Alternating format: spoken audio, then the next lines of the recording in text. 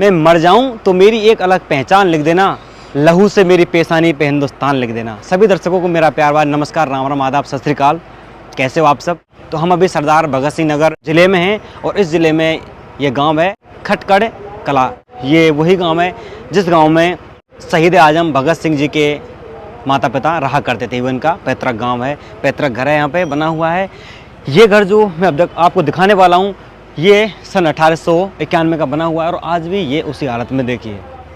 यहाँ पे बोर्ड लगा हुआ है ancestral house of Shri Bhagat Singh, सरदार भगत सिंह लिखा हुआ है। बाकी और यहाँ पे पंजाबी लैंग्वेज लिखा हुआ है, वो मेरी समझ में आ नहीं रहा। अगर आपको पंजाबी लैंग्वेज समझ आती है तो आप मुझे कमेंट कर बताइएगा यहाँ पे क्या लिखा हुआ है। और यहाँ पे ये नोटिस बोर्ड लगा हुआ है, इस पर कुछ लिखा हुआ है कि ये धरोहर है, इसको हानि ना पहुँचाएँ। और ये आप दरवाज़ा दिखाइए, ये दरवाज़ा उसी ज़माने का है। आप यहाँ पे देखेंगे छोटी छोटी ईंटें लगी हुई हैं। पुराने ज़माने में इस तरह की छोटी छोटी ईंटों से मकान बनाए जाते थे, इनको टाइल्स भी बोलते हैं शायद कई जगह। तो आप देखेंगे ये घर जो है यहाँ तक है। यहाँ पे आप जो दरवाज़ा देख रहे हैं ये उसी ज़माने का है।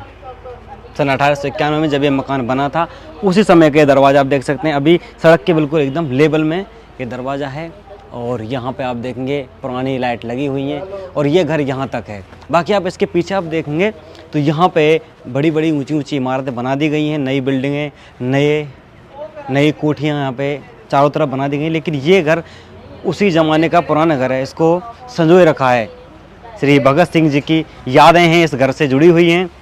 यहाँ पे ये गेट शायद नया लगा है और इधर आप देखेंगे अंदर भी एक शिलालेख पे लिखा हुआ है एंसेस्ट्रल हाउस ऑफ सरदार भगत सिंह। अब आप आइए मेरे साथ। आज है मंगलवार का दिन, हम यहाँ पे कल आए थे सोमवार को, लेकिन आपको बता दूं जानकारी के लिए सोमवार के दिन आप यहाँ पे ना आए क्योंकि सोमवार के दिन ये बंद रहता है, आप नहीं देख पाएंगे। तो कल हम यहाँ से चले गए थे और मंगलवार के अभी सुबह के 10 बजे हैं, इसलिए अभी यहाँ पे कोई नहीं है, बस हम हैं यहाँ पे। तो चलिए सबसे पहले मैं आपको कुआं दिखाता हूँ। तो ये कुआं देखिए, ये कुआं वही कुआं है जिसमें से सरदार भगत सिंह जी के माता पिता, उनके परिवार वाले लोग इसमें से पानी निकालते थे और अपने दैनिक कार्य किया करते थे।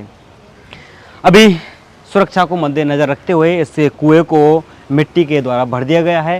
बाकी यहाँ पे पुरानी चीज़ लगी हुई हैं, ये देखिए चक्री लगी हुई है, इससे ऐसे रस्से से पानी खींचा करते थे। अब हम चलेंगे पीछे की तरफ।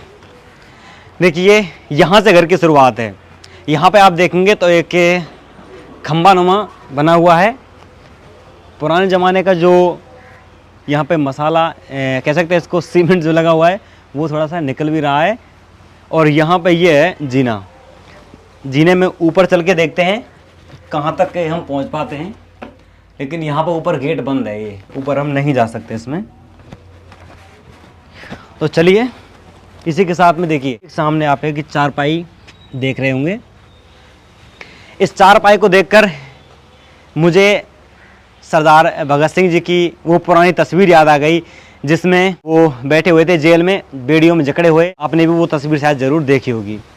और थोड़ा आगे चलेंगे तो यहाँ पे आप दिखाइए, आगे थोड़ा आगे चलते हैं। यहाँ पे देखिए ये इसको हम एक बरामदा बोल सकते हैं।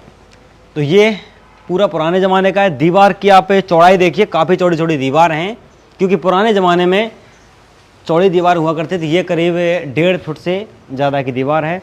और यहाँ पे आप अंदर आके देखेंगे तो सामने एक जंगला लगा हुआ है जो कि मुझे लग रहा है शायद नए ज़माने का जंगला लगा हुआ है। लेकिन इधर आप देखेंगे तो यहाँ पे एक आला है जो कि काफ़ी पुराने समय का है और सामने एक चक्की रखी है आटा पीसने की। पुराने ज़माने में घर की औरतें सुबह 4 बजे उठकर चक्की से आटा पीसती थी, उसके बाद खाना बनता था और इससे बेसन पीसा जाता था, दाल और काफ़ी सारे मसाले वगैरह भी पहले चक्की से ही पीसा जाता था। चलिए आगे आइए। एक रूम ये बना हुआ है, इसमें आप जूम करके दिखाएंगे तो अंदर आपको पुराने ज़माने के कुछ गिलास, कुछ टोकरी जिसमें खाना रखा करते थे। और टोकरी के नीचे आप देखेंगे तो पुराने ज़माने की एक लालटेन रखी हुई है क्योंकि पहले मिट्टी के तेल से लालटेन जला करके काम चलता था। और एक पंखा भी रखा हुआ है, एक इस्त्री आप देख सकते हैं जो कि पहले कोयले से चलती थी। और इधर राइट साइड में आप देखेंगे तो ताखरी रखी हुई है, सॉरी इसको तराजू बोलते हैं शुद्ध भाषा में, तो तराजू रखा है, बांट रखे हैं और कुछ छड़ी रखी हुई हैं। और ऊपर आप देखेंगे तो वहाँ पे जो मोटी पुस्तकें होती हैं जैसे कि रामायण जी, तो इस तरह की पुस्तकें पढ़ने के लिए यूज होते थे। आप आगे आएंगे तो यहाँ पे देखेंगे इधर पुरानी चीज़ों को दिखाने की, पुरानी चीज़ों को मद्देनज़र रखते हुए यहाँ पे 2 मिट्टी के चूल्हे बनाए हुए हैं। हालांकि ये नए चूल्हे हैं, पुराने चूल्हे नहीं हैं, लेकिन यहाँ पे ऐसा दर्शाया गया है कि पुराने समय में इस तरह के चूल्हे पे रोटियां बनाई जाती थी, खाना बनाया जाता था। ऊपर की छत दिखाइए, ऊपर की छत भी जो है पूरी लकड़ी की बनी हुई है। ये वाला कमरा आप दिखाएंगे, इसमें आप देखेंगे खाट बिछी हुई है, चरखा रखा है और शहीद आजम भगत सिंह जी की फ़ोटो लगा रखी है, जिसको कि 2007 में शायद बनाया गया था पेंटिंग को। और एक नीचे टोकरी रखी है। तो इधर आप दिखाएंगे तो कॉर्नर में एक शायद ये बाथरूम होगा किसी ज़माने में, वहाँ पे कुछ बर्तन रखे हैं, बाल्टी और टप रखा है जिसमें कि पानी भर के यूज़ लिया करते थे। और इधर भी दिखाइए, थोड़ा सा दिख जाए तो इधर कुछ बर्तन रखे हुए हैं, सुराही और गढ़ा, मैं तो नाम भी नहीं जानता, ऐसे कुछ बर्तन रखे हुए हैं यहाँ पे। और एक कमरा यहाँ है, देखिए इसमें आप दिखाइए, नीचे दिखाइए आप, एक पीढ़ा रखा हुआ है और नीचे कुछ बर्तन रखे हुए हैं, घड़ा है और कढ़ाई है, थारी, परात, ऐसी चीज़ें रखी हुई हैं। और बगल में जो अलमारी है इसमें कलचा और ये चम्मच, इस तरह की चीज़ें यहाँ पे रखी हुई हैं जो कि घर में काम आती हैं, रसोई घर में। आइए चलते हैं आगे। यहाँ पे आप देखेंगे तो वही ईंटों का बना हुआ है पूरा मकान। और अब हम आ गए हैं आंगन में। तो ये उस ज़माने में आंगन हुआ करता। नीचे को आप देखिए, यहाँ पे भी नीचे पतली वाली टाइल्स लगा रखी हैं, पूरे घर को पक्का कर रखा है। और यहाँ पे आप एक वेंटिलेशन देख सकते हैं जो कि काफ़ी पुराने समय का लग रहा है। और अच्छा, इसमें एक ऊपर कील लगी हुई है, ये हट भी सकता है इस तरह से, तो यहाँ से आपको अंदर की चीज़ें भी शायद क्लियर दिख जाएं। देखिए, इसको हम ज़्यादा नहीं छेड़ते हैं, इसको ऐसे लगा रखते हैं। शायद यहाँ पे पहले कोई दरवाज़ा था तो इसको बंद कर दिया गया है। और जानकारी के लिए मैं आपको बता दूं, श्री भगत सिंह जी का जन्म जो है बंगा नामक गांव में हुआ था। बंगा की एक अपनी हिस्ट्री है। जिस गांव में अभी हम हैं, ये गांव में, ये बंगा गांव से बसा है, लेकिन वो बंगा गांव जो है यहाँ से 9 किलोमीटर दूर है। जब यहाँ पे ब्रिटिश राज था तो उन्होंने यहाँ के कुछ लोगों को लाहौर के पास बसा दिया और उस जगह का नाम भी बंगा दिया था। तो भगत सिंह जी का जन्म सन 1907 को पाकिस्तान में लाहौर के पास जो बंगा है वहाँ पर उनका जन्म हुआ था और लाहौर में ही उनको फांसी दी गई थी। तो एक तरह से अगर देखा जाए तो शहीद भगत सिंह जी इस घर में कभी नहीं आए, लेकिन ये उनका पैतृक घर है। भगत सिंह जी के जन्म से पहले उनके माता पिता यहाँ रहते थे और जब भगत सिंह जी शहीद हो गए उसके बाद भी उनके माता पिता इसी घर में आके रहे। 1975 में उनकी माताजी का स्वर्गवास होगा। 1975 तक उनकी माताजी इसी घर में रहा करती थी। इस घर के ठीक सामने ही एक बहुत ही सुंदर पार्क बना हुआ है। लोग यहाँ पे जो घूमने आते हैं तो वो आगे पार्क में भी घूम सकते हैं। तो मेन गेट से बाहर निकल के यहाँ पे भी अंदर जाने का रास्ता बना हुआ है पार्क में।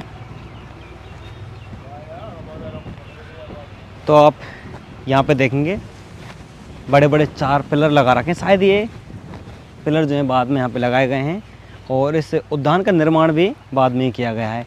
तो ये पूरा उद्यान है, यहाँ पे चेयर लगी हुई है, बैठने के लिए अच्छी व्यवस्था है। यहाँ पे पूरा लॉन है इधर, और लॉन में भी कुछ चेयर लगी हुई हैं। इधर से दिखाइए कितना अच्छा व्यू आ रहा है। एक राजनीति की बात बताऊं मैं आपको, हमें भी यहीं पे आके मालूम पड़ा है।